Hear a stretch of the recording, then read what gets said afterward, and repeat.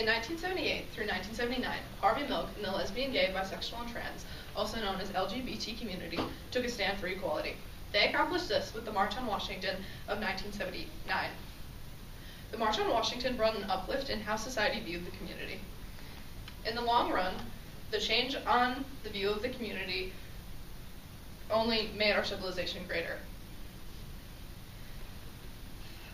Hello class, I'm Miss Froy, welcome back. How was your break?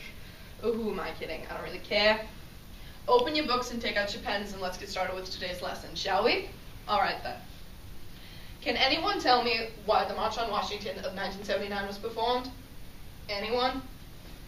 No? Alright, I'll spoon feed you, yeesh. Harvey Milk, anyone heard of that name before? Like I thought, none of ya. Harvey Milk was a supervisor of San Francisco in 1978 and was the first openly gay politician. Bam! Let's set the scene back in 78 with Harvey Milk giving a speech to be known as the Hope Speech.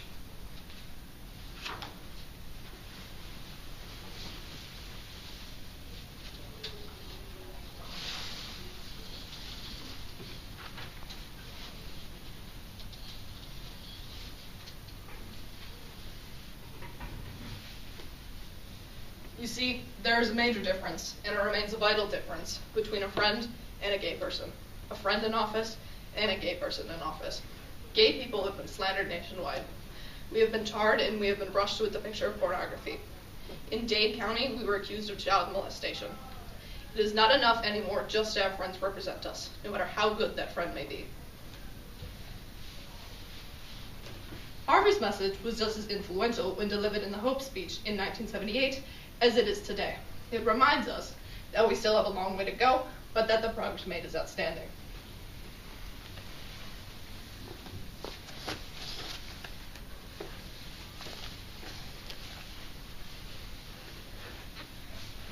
About 6 months ago, Anita Bryant, in her Speaking to God, said that the drought in California was because of gay people.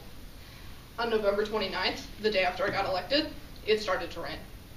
On the day I got sworn in, we walked to City Hall and it was kind of nice. And as soon as I said the words "I do," it started to rain again.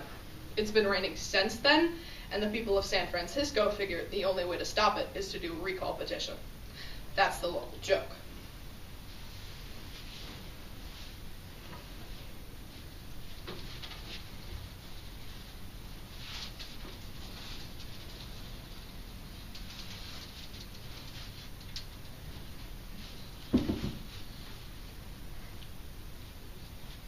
Back then, people could find almost any problem and then place the blame on the gays, whether it be poverty or drought, a shooting or an earthquake. Things that our species can't necessarily control as a whole. That's how they were being treated. Harvey Milk, he knew that there wasn't any plausible way that the LGBT community could have any impact on these things.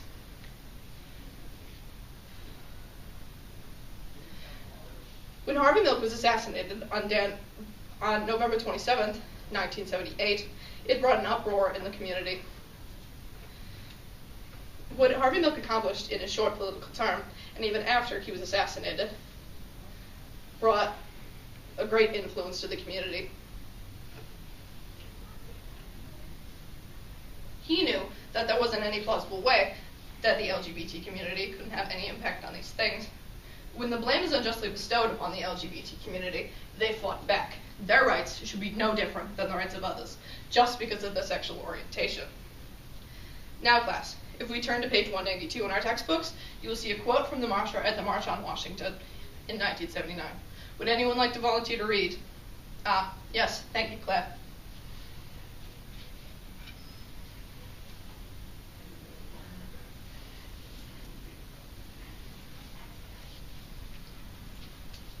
Sure, Miss Froy. On October 14, 1979, the March on Washington for lesbian and gay rights was finally happening.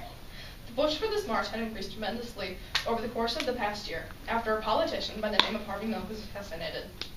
The march was a major part of our civilization, accepting the lesbian and gay community. The march made people think differently about the community and showed that they would not back down in the fight for their rights.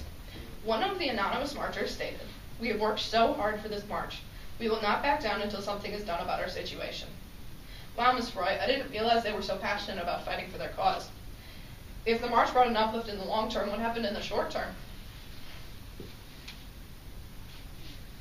Well, you see, Claire, it did take a while for the march to show its effects because people like Anita Bryant and John Briggs still had the majority vote. With the outcome mainly negative, it caused the 3.8% of our population to start expanding. They got more support as more people came out of the closet. This also inspired LGBT neighborhoods to be established in cities like New York, LA, and San Francisco. Now let me collect your homework and see if I can answer all the questions as best I can. And don't you even try and finish that in class, Mr. Nelson. It's called homework, not classwork, for a reason.